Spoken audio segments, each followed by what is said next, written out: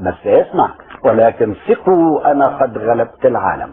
آمين. الدولة الرومانية كانت ضد المسيح شخصيا والمؤمنين به، لكن آل الوقت إلى أن اندحرت الدولة الرومانية وارتفعت راية الصليب. فلا نخشى إطلاقا على عمل المسيح. المسيح مش احنا اللي بندافع عنه، هو اللي بيدافع عننا.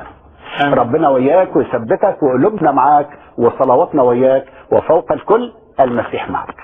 الأخ محمد حجازي، أنا أطلب من المشاهدين الآن كلنا نتحد في صلاة جميعا، وأنا أطلب من جناب القمص أن يقودنا في صلاة قصيرة لأجل وضعية الأخ محمد حجازي وزوجته، ونضعهم في عناية الرب، لنتحد جميعا مؤمنين في العالم أجمع حتى نصلي من أجل هذا الأخ. تفضل جناب القمص. بسم الآب والابن والروح القدس الإله الواحد أمين. يا رب نوصيك على ابنك محمد الذي قبلك واحتمل كل هذا من أجل اسمك. أنت تسنده، أنت تقويه وتقوي أمثاله الكثيرين والكثيرات، تحفظهم في يمين برك العالية بحسب وعدك. من يمسكم يمس حدقة عينيه. انت اللي سهران علينا، فثبت ابنك وشدده وقويه واعطيه الغلبة والنصر كما هو مكتوب: يعظم انتصارنا بالذي احبنا. لك كل المجد والكرامة من الآن وإلى الأبد. آمين. آمين. أشكرك الأخ محمد على وقتك الثمين وعلى مشاركتك في هذا البرنامج، ونحن معك قلبا وأيضا بالصلاة وأيضا متحدين معك، وربنا يكون معك. شكرا لك، ربنا يسلمك. العفو حبيبي.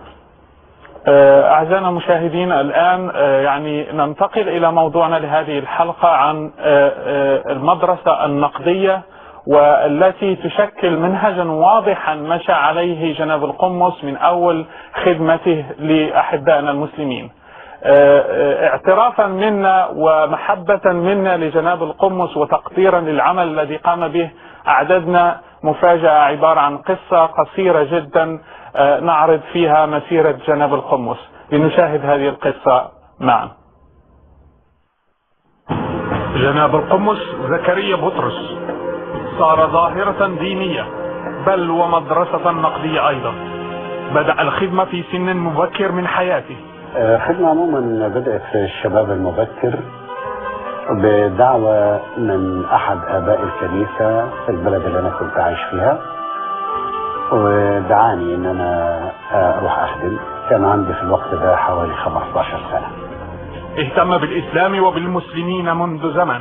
نشأت في جو يفرح بخلاص الأحباء المسلمين. أول واحد ربنا سمح لنا أعمده من أحبائنا المسلمين كان سنة 63. سجن وعذب لأجل ذلك. أنا دخلت السجن مرتين معتقل. المرة الأولى سنة 81 ودامت حوالي عام، أو بالتحديد 318 يوم. لما اعتقلت المرة الثانية وكان نتيجة للتعميد أيضا، تعميد المسلمين، ثم تم ترحيله خارج مصر. وفعلا تم الاتفاق ان انا اروح استراليا. ومن استراليا بعد 3 سنين انا طلبت النقل الى مكان قريب من مصر عشان ولادي يقدروا يجوا لي. وعظ في الكنائس وعلم، خدم في البالتوك وعلى الانترنت، وكان ظهوره على قناة الحياة صدمة للجميع. بدأت في خدمة البالتوك، وبعدين بدأنا في خدمة قناة الحياة، والرسالة وصلت إلى العالم أجمع. دافع عن الإيمان المسيحي بشجاعة نادرة، شرح الإسلام بجرأة لم يعهدها أحد من قبل. كان فيما أنزل بالقرآن عن رضاعة الكبير 10 رضاعات معلومات، فنسخنا ب5 معلومات. قارع الحجة بالحجة والسؤال بالسؤال، استدل بأمهات الكتب والمراجع. صفحة 583 لسان العرب للإمام ابن منظور جزء 2. صار الكثيرون ضده. خلاص وفتحها يقل قلبه على المسلمين، نرد عليه وهو مش عايز يقتنع، ولازم اتجاهله هو واللي مشغلينه واللي فاتحين له القناه. لازم الناس تبقى فاهمه كده، فاهمين ان الازهر مقصر، ان ما بيردش على زكريا، في الفضائيات. الراجل ده اللي بيطلع يتكلم عن الاسلام والمسلمين، حتى مش قادر اقول اسمه. انا بقيت لما بتفرج على القناه دي بنهار بكاء، بيجيلي صداع جامد جدا وبتعب قوي لاني مش عارفه اعمل ايه. وعلى الانترنت وفي الجرائد ايضا تم سبه وشتمه وتهديده. بلطجي ديني، انا عايزك لو ذكر اطلع في المحطة والمحطة دي صاحبها فلان. هو لو في مصر كان باشمهندس روح بيتهم يعني ما كانش روح بيتهم، لكنه ظل يناضل ولم يثنه اي شيء، لان فضل القوة ليس منه. وربنا قال انت مش بنفسك اللي هتشتغل، بمجهوداتك مش هتنفع، انت راجل كبير وما تنفعش وما عندكش صحة، انا اللي هعمل بقى واشتغل. ومن هنا بيعود المجد كله لربنا.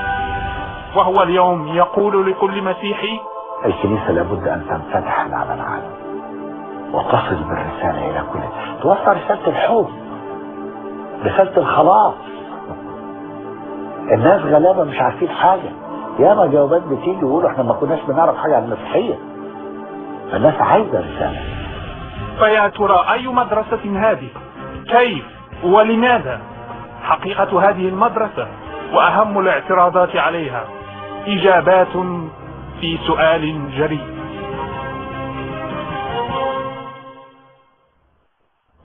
مشاهدينا، نطلب من جناب القمص تعليق على اللقطات التي رأيناها معا، وفعلا هي لقطات مؤثرة ومعبرة.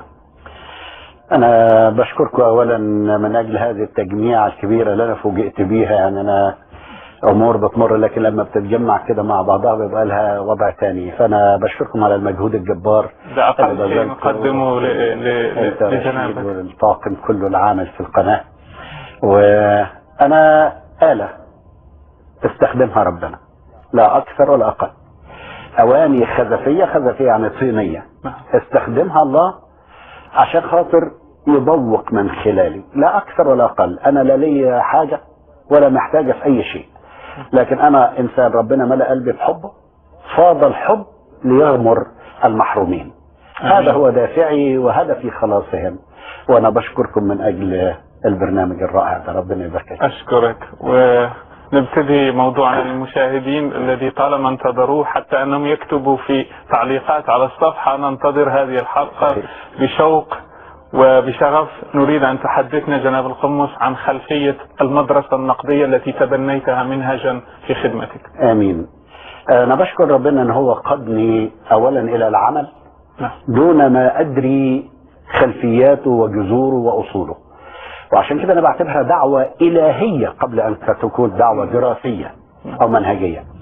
فالله دعاني عشان خاطر أواجه المسلم بحقيقة ما عنده في الكتب، ربما هو يجهلها، مش بس ربما ده يقينا، لأن لا تسألوا عن أشياء إن تبدى لكم تسئكم. فما فيش أسئلة، بيروحوا للمشايخ ما بيجاوبوش، المشايخ ما بيتعرضوش للحاجات ديت.